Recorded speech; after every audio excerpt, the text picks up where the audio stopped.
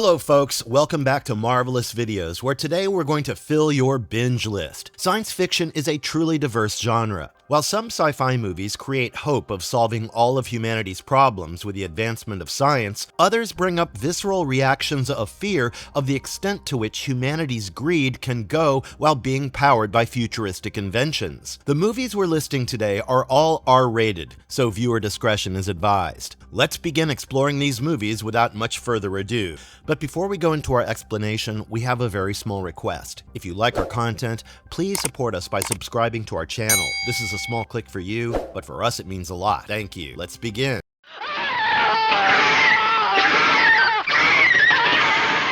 The Fly. This 1986 sci-fi movie was directed by the maestro of body horror, David Cronenberg. Loosely based on a short story by the same name written by George Langeland, The Fly tells the story of an intelligent and eccentric scientist named Seth Brundle. Seth, played by Jeff Goldblum, shows a journalist, Ronnie Quaife, played by Gina Davis, his new invention. Seth has a pair of telepods which can transport any object instantaneously, but it harms living organisms as a baboon is turned inside out while experimenting. Seth and Ronnie become romantically involved, and Seth continues to work on teleporting living organisms. He thinks he's successful after he successfully teleports another baboon and tries it on himself. Unknown to him, a housefly has slipped into one of the telepods. After he returns, he believes everything is normal, but Ronnie begins to observe changes in his behavior and personality. She notices that he is irrationally angry and violent, and observes hair growing out of a wound on his back.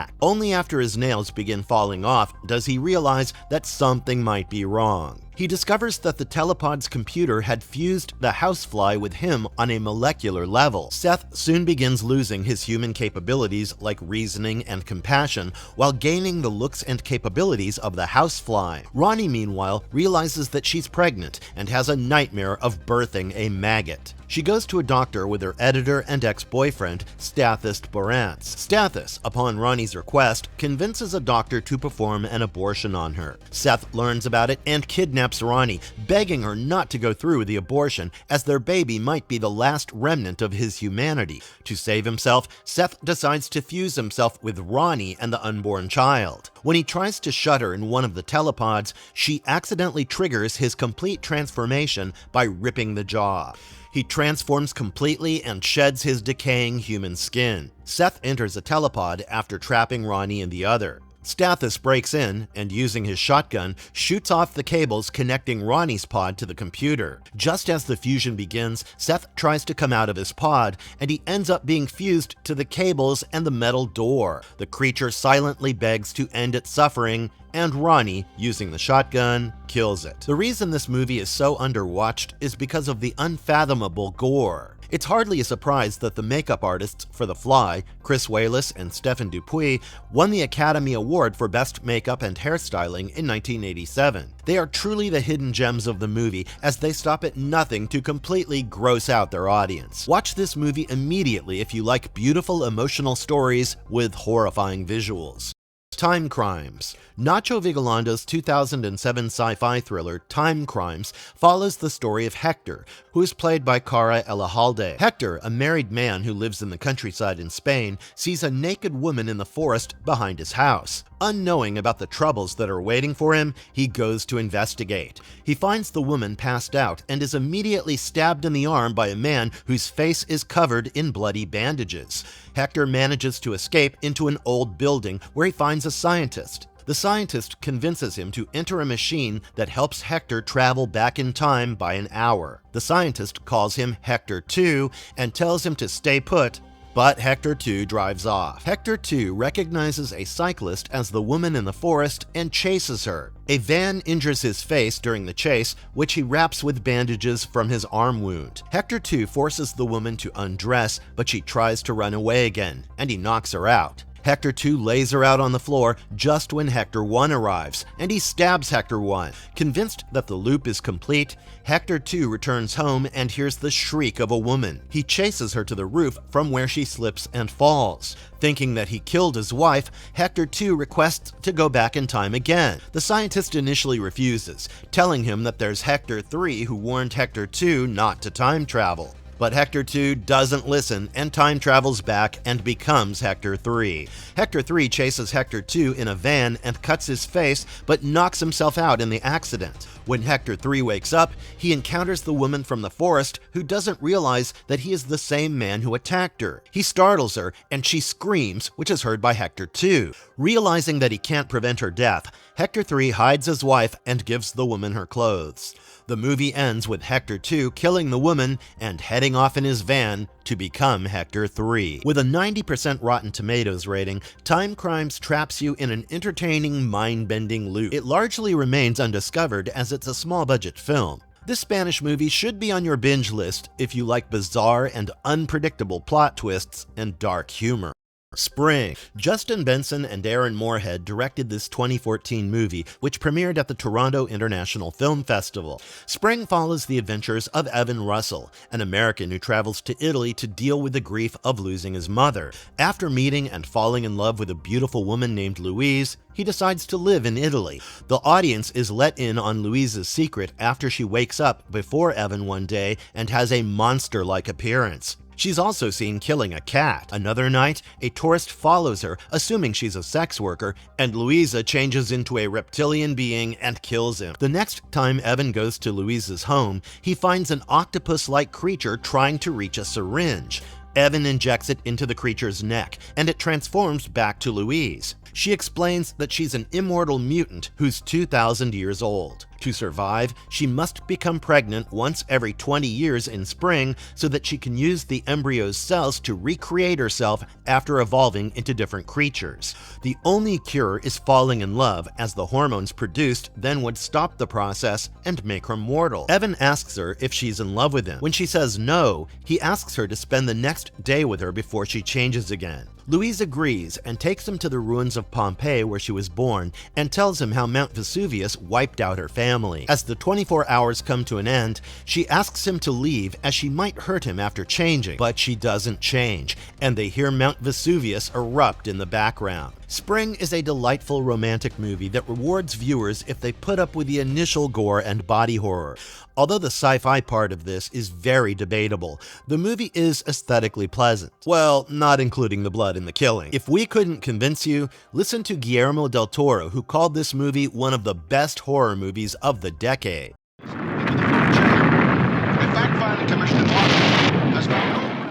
The Stuff. Larry Cohen's The Stuff is a movie satirizing the consumer culture of America. A delicious and sweet white cream is found in Georgia and sold in tubs. Although no one knows what the stuff is made of, it's instantly popular. Ice cream sales begin to go down thanks to the rising sales of the stuff. Some businessmen in the ice cream industry hired David Mo Rutherford to investigate and discredit the stuff. David gets the help of Charles W. Hobbs, a former junk food mogul who is now broke. Together, they find out that the stuff is an extraterrestrial organism that affects the brain and makes zombies out of people who eat it. The stuff then eats the internal organs and expands, eventually bursting out and leaving behind the empty shells of humans. They also find out that the stuff's weakness is fire. David and Charles are joined by Jason, a young man suspicious of the stuff whose warnings fell on deaf ears, and his girlfriend Nicole. They infiltrate and destroy the distribution plant of the stuff. Nicole and Jason try to broadcast a message about the true nature of the stuff, but they're stopped by zombified Charles.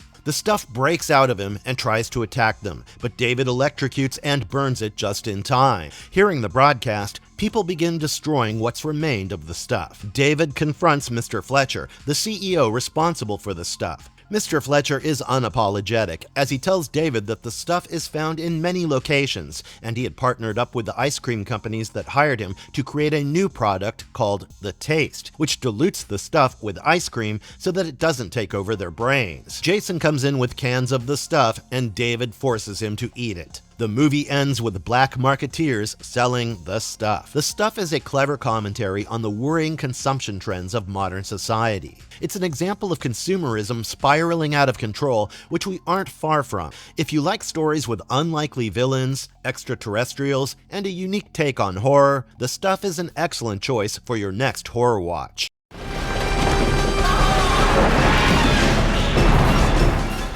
Dark City. Dark City is a tech-noir movie directed by Alex Proyas and released in 1998. Dark City follows John Murdoch, played by Rufus Sewell, as he wakes up in a hotel with no memories. The room also has the body of a dead woman and a bloody knife. He gets a call from Dr. Daniel Schreiber, who tells him to run away as the strangers are after him. Murdoch pieces together bits of his memory and clues to remember his name and his wife's name, Emma. He also discovers that he has tuning, an ability to alter reality. He uses this to escape from the strangers and wanders around the city where it's always night, but no one mentions it. Murdoch also remembers that he's from Shell Beach, but doesn't remember its address. Murdoch notices that as the clock strikes midnight, the strangers use tuning to change the city's architecture. They also change the memories of the sleeping citizens using an injection.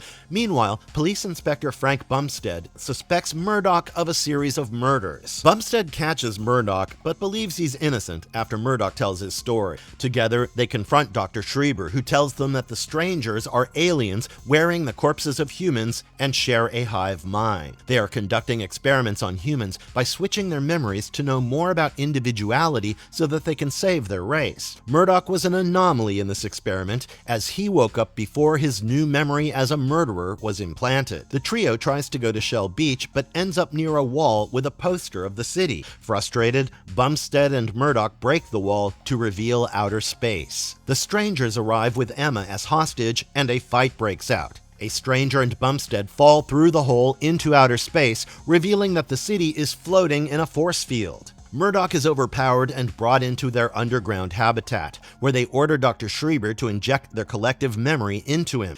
But instead, he injects Murdoch with the memories of tuning, training, and machines of the strangers.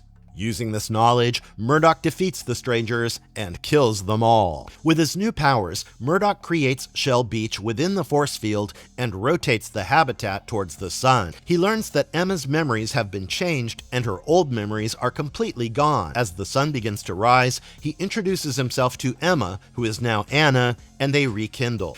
Dark City is a complete entertainer. It has elements of a whodunit, romance, nail-biting action sequences, and a bizarre plot twist. If you're a fan of The Matrix, this movie is just for you, as critics have noticed its influence on the Keanu Reeves blockbuster. Many set pieces of the movie were also sold to the production team of The Matrix. Watch it to see if you can tell which set pieces were used in The Matrix.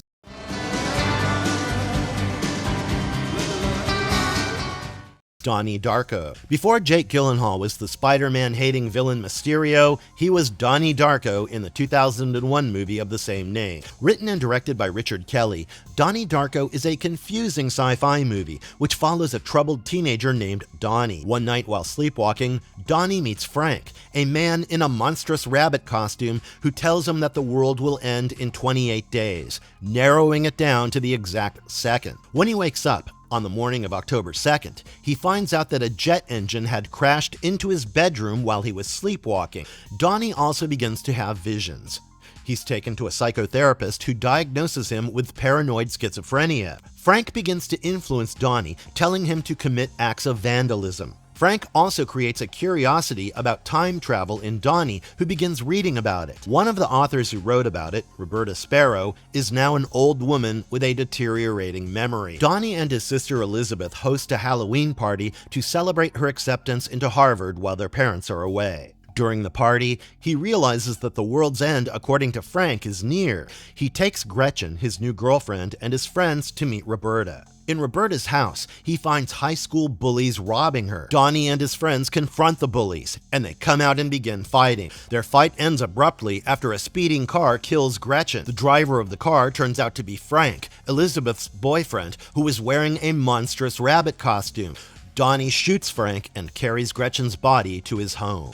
A vortex begins to form over his house, and Donnie, with Gretchen's body, drives up to a ridge to get a better look. He watches a plane get stuck in the vortex, resulting in the engine hurtling back in time. Donnie suddenly wakes up in his bedroom where the date is October 2nd. As he begins laughing, the engine crashes into his bedroom and kills him. The movie ends with a concerned Gretchen asking her neighbors the name of the boy who died. Donnie Darko is a spectacular psychological thriller. You'll need at least 2 watches to understand it completely. With a star-studded cast of Jake and Maggie Gyllenhaal, Drew Barrymore, Seth Rogen, and Patrick Swayze, and a haunting music score, this movie will surely work its way to your top 10 movies.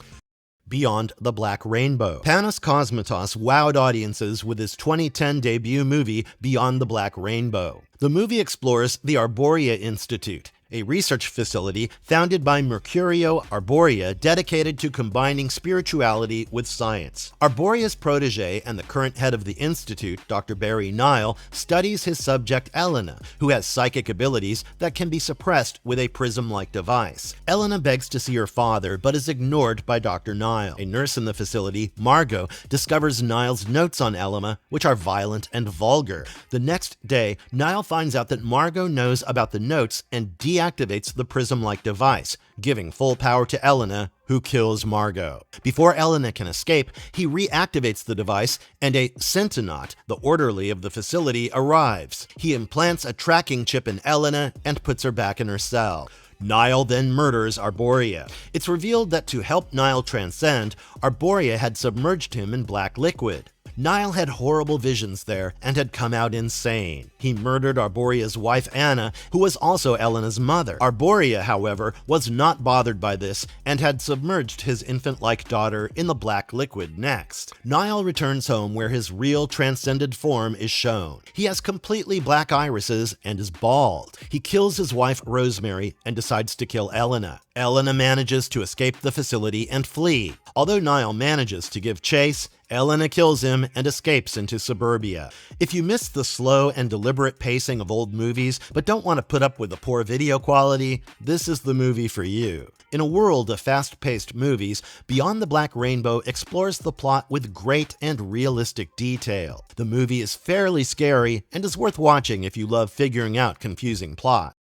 12 Monkeys. Written by Janet Peoples and David Peoples, the writer who brought out Blade Runner and Unforgiven, 12 Monkeys is set in a post-apocalyptic future. James Cole, a prisoner played by Bruce Willis, is sent back in time to 1996 to find out more information about the virus which wiped out most of humanity. The only thing known about the virus is that it was released by a gang called the Army of 12 Monkeys. Cole ends up in 1990 in Baltimore, where he's locked up in a mental hospital after a diagnosis by Dr. Catherine Rayleigh. In the hospital, he meets Jeffrey Goins, played by Brad Pitt, a mental patient who has extreme views on anti-capitalism and environmentalism. Cole tries to escape, but ends up again in 2035. Scientists then show him images of the people they suspect. One of their suspects is Goins. Cole returns to 1996 and kidnaps Rayleigh, forcing her to take him to Philadelphia. Rayleigh, believing him to be insane, plays along. They confront Goins, who denies his involvement and tells him that it was Cole's idea to wipe out humanity with a virus made by his father, Dr. Leonard Goins, a virologist. Realizing that the Army of 12 Monkeys is not the cause of the epidemic,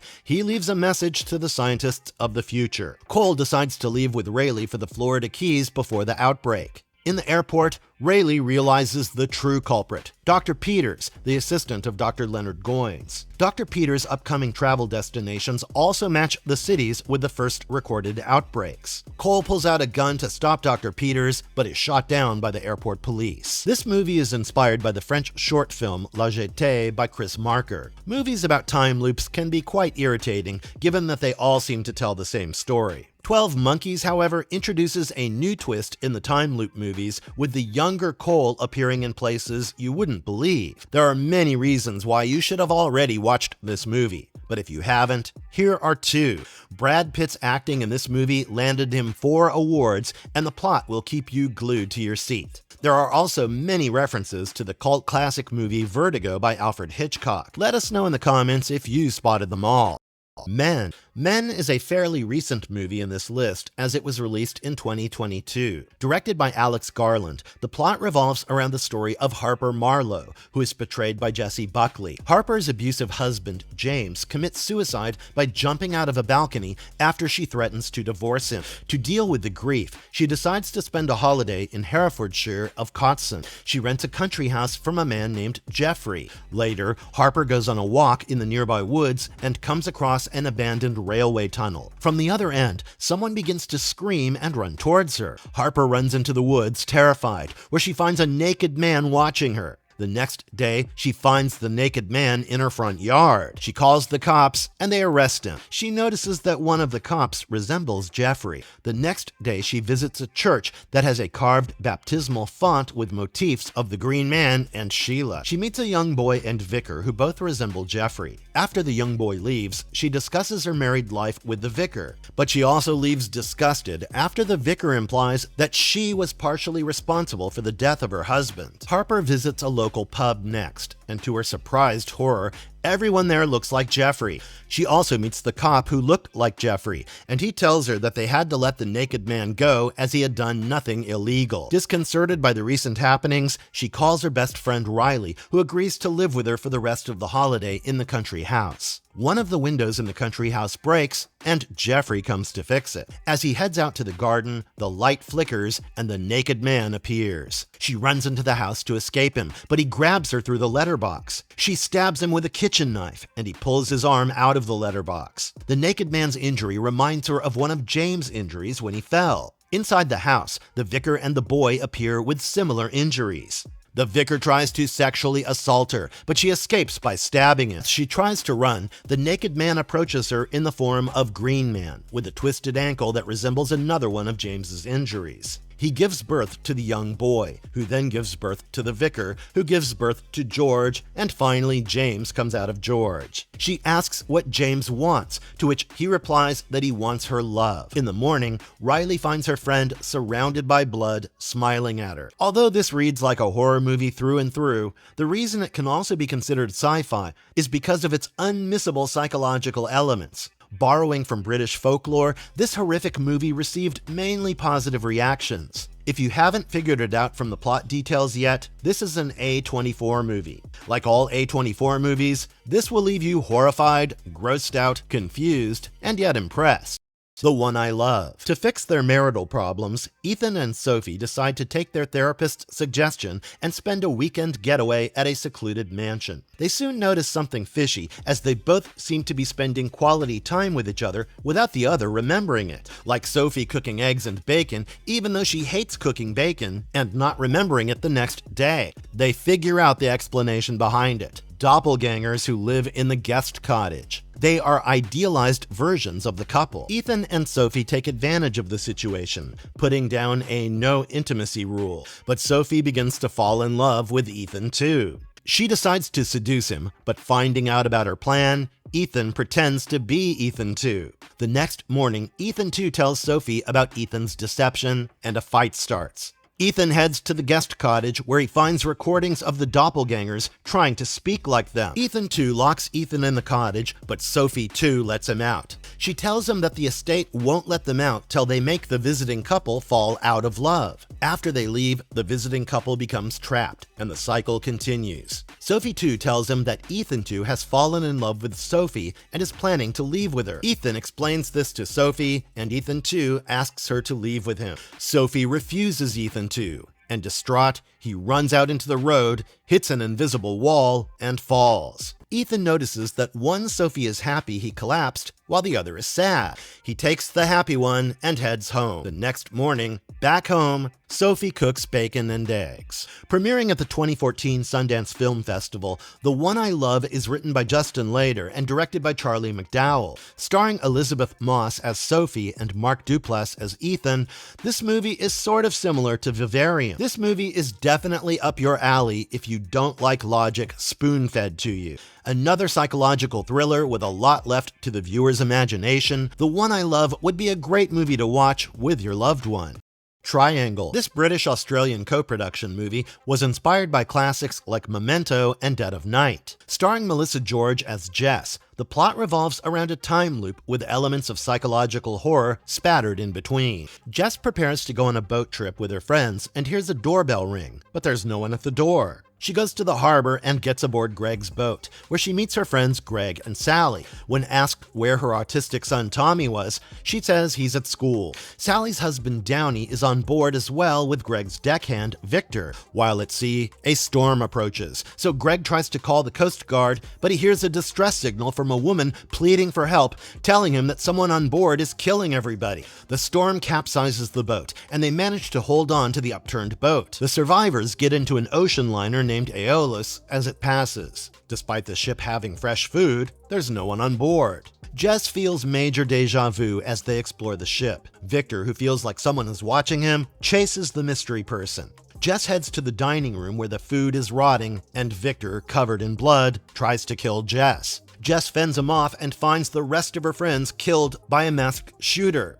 She chases the shooter, who tells her that killing them is the only way to go home, and jumps overboard. As she turns around, she sees her friends and herself coming aboard the ship again. She tries to warn Victor too, but accidentally impales him. On the ship, she finds her own locket, shotguns, and a note written in her handwriting that says, "Kill them all when they board." Before she can warn the others, a third Jess kills the other friends in the group and mortally wounds Sally. First Jess chases Sally, who sends out a distress signal, which we heard on Greg's phone. Sally dies on the deck and joins dozens of Sally corpses. Jess realizes that the loop restarts every time everyone dies. To end the loop, she convinces her counterpart to kill everyone and jumps overboard. She washes ashore and goes home, where she realizes that the day has restarted. She watches herself verbally abusing her son. Disgusted by her action, she rings the doorbell and kills her other version. She takes Tommy in her car to the harbor, but on their way, a seagull crashes into the car. To dispose of it, she picks it up and opens a trash can, where she finds dozens of seagull corpses. Discovering that she's still in the loop, she begins to drive away, but ends up crashing into a truck, which kills Tommy. She then takes a taxi to the harbor to continue the loop and save her son. Triangle is a puzzling movie, and unless you're a certified genius, it's impossible to understand the movie in one watch. It also opens a lot of interesting questions about the nature of time travel and time paradoxes. In usual time loop stories, we observe that it's ultimately just one person, and if they are in the same place twice, it's because one of them is from a different timeline, and it's not possible to kill them both and have two bodies. But this movie questions that understanding, as there seems to be a lot of people at the same time without any explanation as to where they're coming from. Watch the movie and let us know your theories in the comments.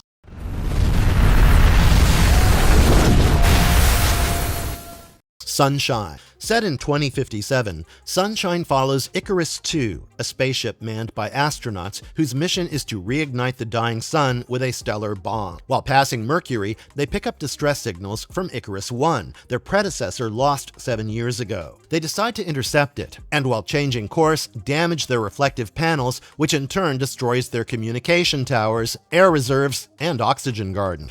Captain Kaneda spacewalks to repair the panels, but is incinerated in the process. Searle sedates Trey, and he is affected by Kaneda's death and blames himself. They dock with Icarus I as they don't have enough oxygen. Kappa, Harvey, Mace, and Searle get into Icarus I and find the crew burnt to death by sun exposure and its mainframe sabotaged. They find Icarus I's log written by Captain Pinbacker, who calls their mission an affront to God. Suddenly, the two spaceships are violently pulled apart, which destroys Icarus I's airlock. The stranded astronauts decide to jettison back with the only spacesuit and airlock insulation. Due to complications, Searle and Harvey end up dead in space. Back on board, Karazhan tells the remaining astronauts that there's only enough oxygen left for 4 people to travel to the sun. They're a bit relieved when they find out that Trey committed suicide, as now there are exactly 4 people. Icarus warns them that there are still 5 people on board. Kappa investigates and finds Captain Pinbacker, who had climbed aboard and uncoupled the 2 spaceships. Pinbacker, who had succumbed to insanity and believed that he talked to God, kills Corazon and disables the mainframe. Kappa and Cassie manage to escape him and deploy the bomb, which reignites the sun. The movie ends with Kappa's last transmission being heard by her family on Earth as sunlight washes over. This movie is a space nerd's bread and butter, as it doesn't involve unbelievable time paradoxes and incomprehensible twists. The plot is straightforward and tells the story of badass scientists rescuing Earth. If you don't like horror but would love to watch interesting sci-fi, this movie is for you. Can I have a kiss?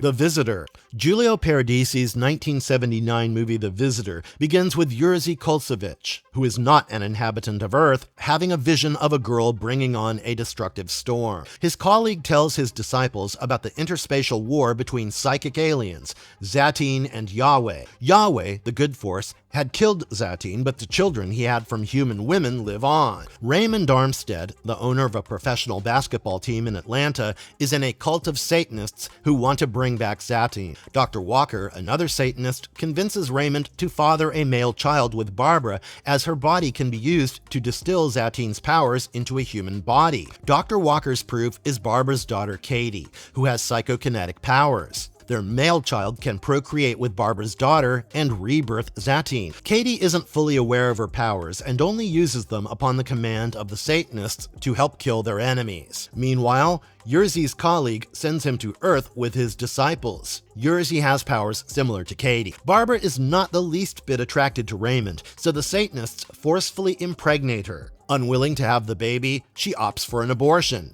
Raymond and Katie learn about this and try to kill her, but Jerzy arrives just in time to save her. He kills the Satanists and takes Katie with him to his alien planet, where her evil and malice are removed. The Visitor, which was written by Ovidio G. Asinides, has a cult following. The movie is an excellent blend of spiritual and religious aspects with futuristic science. It's a perfect addition to your watch list if you have a penchant for retold mythology and evil children.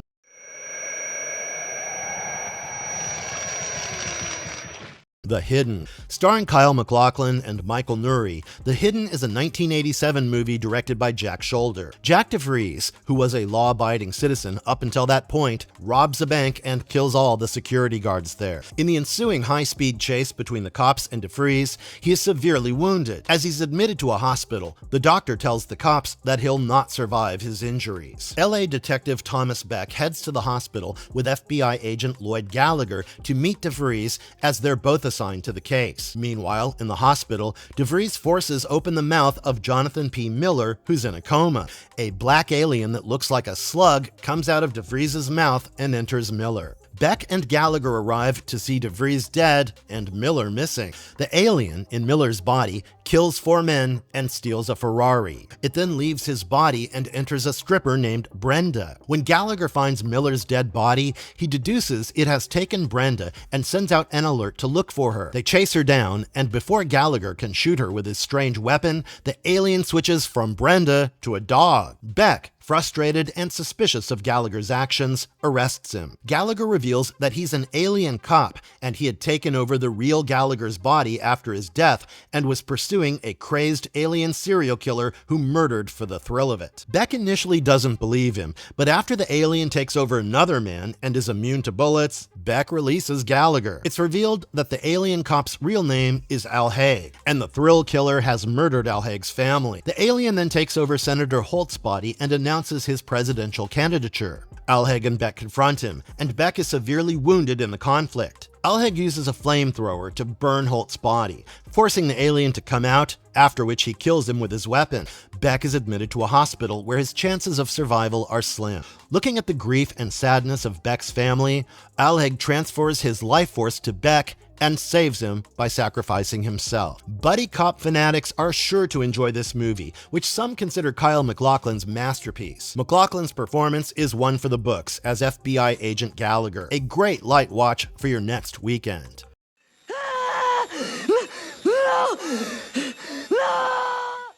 Until the End of the World. Wim Wenders' 1991 epic sci-fi drama stars Solveig Domartin as Claire Tourneur, a tourist in France. Claire agrees to help bank robbers move their loot to Paris in exchange for a cut. While en route, she agrees to help Trevor McPhee, who's trying to escape Bert. Trevor steals some of her money, and Claire asks for help from Philip Winters, a detective. Philip reveals that Trevor stole opal in Australia and has a bounty on his head. Though Philip and Claire back Trevor down, he escapes again with more of her money. Claire, determined to get the bounty, chases Trevor, whose real name is Sam Farber. Sam was pursued by Bert as he stole his camera prototype. She tracks down Sam, who tells her that the camera was invented by his father, Henry, and it created pictures that blind people could see by sending neural impulses. Sam was traveling the world to record videos and images to show his blind mother Edith. Sam and Claire show Edith the images, but it increases her desperation, and she dies. Henry shows his latest invention, a device that records and views dreams to Sam and Claire. Both of them become addicted to it and watch their dreams in a catatonic state. Claire's ex-boyfriend Eugene finds her and helps her overcome her addiction, while Sam is helped by Aboriginals. The movie ends with Claire's friends calling her on a space station at her new job as an ecological observer to wish her happy birthday. This movie was not a fan favorite when it first released, but people have come around to it as it currently has a Rotten Tomato rating of 89%. If you like long movies with multiple mini-plots and an overarching plot, this movie is for you. The first cut of the movie was 20 hours long. It was later edited to 158 minutes for the American release and 179 minutes for the European release. If that's too short of a movie for you, you can find the director's cut, which is 287 minutes long.